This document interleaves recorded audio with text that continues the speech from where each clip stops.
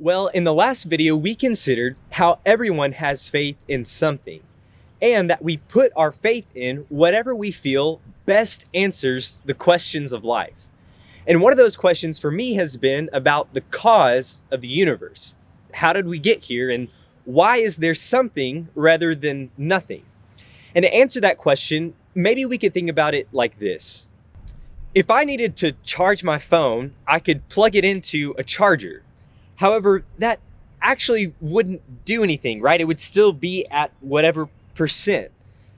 But what if I plugged it into an extension cord? Well, still nothing would happen, right? Why? Well, because it's not plugged into a source. Now, I could keep on adding more and more extension cords, and I could even plug it into an outlet on the wall.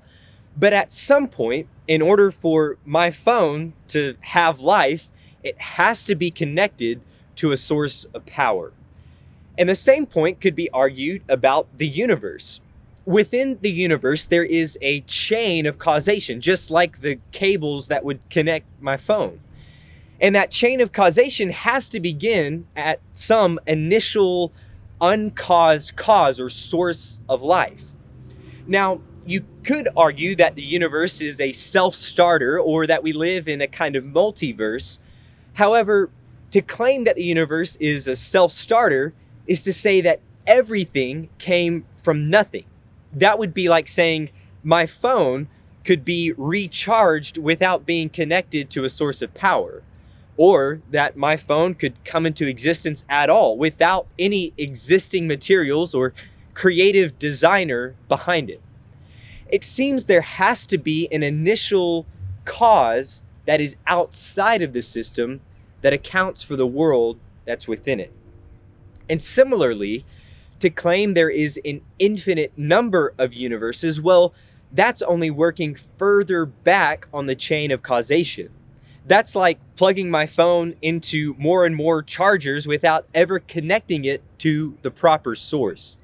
As long as we're dealing with anything that is created or caused, we are still only pushing the question further and further back.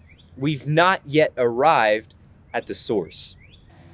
Of course, someone might just as easily ask, well, what caused God?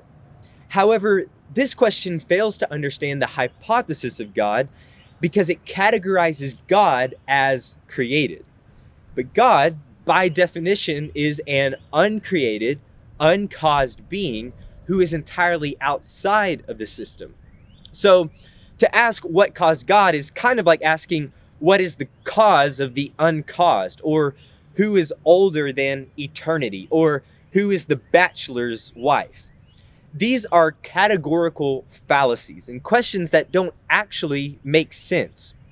The real question is this: is there an uncaused being that caused all things to be?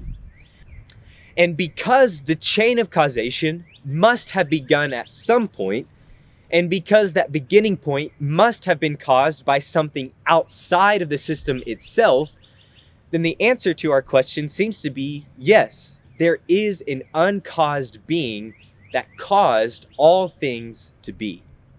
Which, interestingly, is exactly the way that God is presented to us in the Bible. Not as a being within the system, only further and further back on the chain of causation, but rather as the ultimate uncreated being who exists outside of it and beyond it. Or, in the words of John 1 in verse 1, in the beginning was the Word, and the Word was with God, and the Word was God.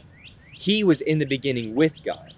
All things came into being through him, and apart from him, nothing came into being that has come into being.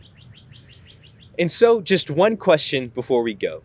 The Bible presents God as the uncaused cause of the universe, while others suggest the universe or multiverse is infinite, or that it began from nothing.